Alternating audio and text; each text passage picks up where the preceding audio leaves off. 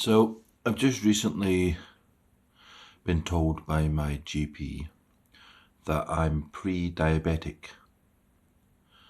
It's not a bad thing because it's kind of a wake up call to my lifestyle that I lead. So, I have been, I do consume quite a lot of sugar, sweets. Well, not sweets necessarily, more like chocolate and stuff like that, So, yeah, and I've been steadily gaining weight over the lockdown and that.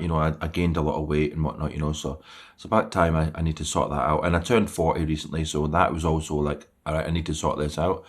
So I got a phone call from the doctor yesterday about being pre-diabetic, and probably the biggest thing that I noticed was when you go into the supermarket, you don't really know what to buy.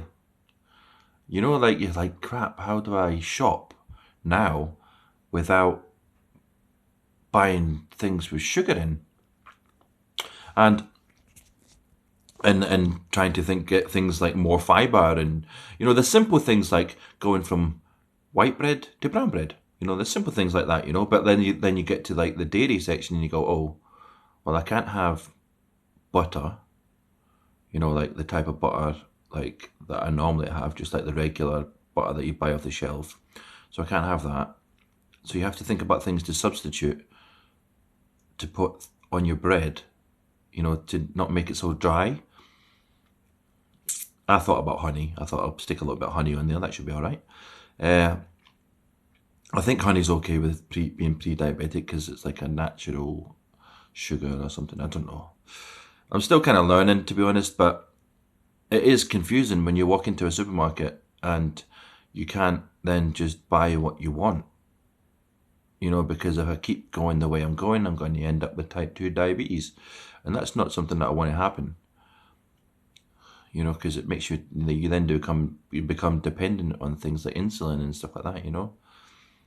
But I just think to myself, how confusing it is when you walk into a supermarket and you have to then think, okay, now I need to cut out the sugar. What can I buy? And it's a very limited selection, a very limited selection, and it really brings it home how much we actually eat that is actually highly processed foods. When I was in the Philippines, I did notice that things that I suffered from improved quite a lot. And I think it's because all of the food out there is mostly organic, probably 90% organic, because they just grow it up in the mountains, bring it down to the market and sell it that day. It's picked almost the same day that you're eating it. And like the chickens and stuff like that, like they're all kind of just roaming around the place, so they're definitely free range. There's no doubt about it, but yeah, it really brought it home when I was in the supermarket how much that I cannot buy now that I have to be conscious of how much sugar and, how healthy I'm eating, how much I'm putting in my body. And also, it kind of brings home how unhealthily I was eating before. I mean, not just the chocolate and whatnot, but when you go in and you go, oh, I'll buy that jar of chicken tikka masala and I'll make some tikka masala. I can no longer buy the jar. I have to now cook it myself because I don't have, like, the jar will have things in it that I can't consume due to this condition. So now I have to make it myself so then I know that I'm not consuming those things.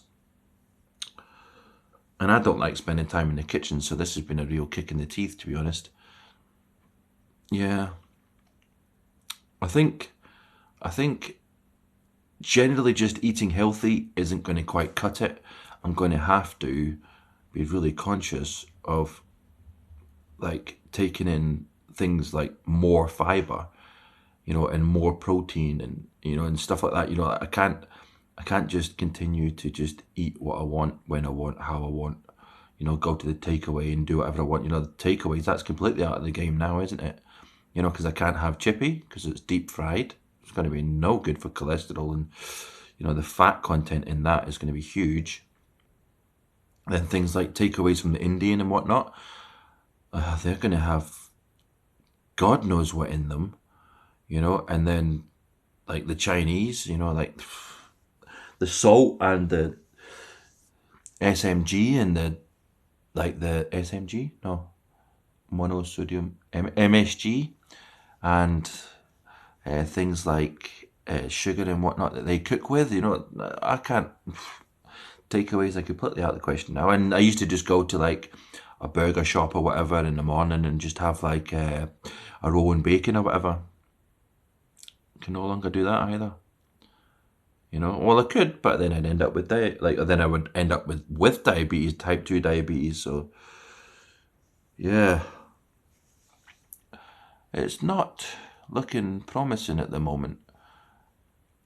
But I think if I can make these changes to my diet, then I think I'll be all right.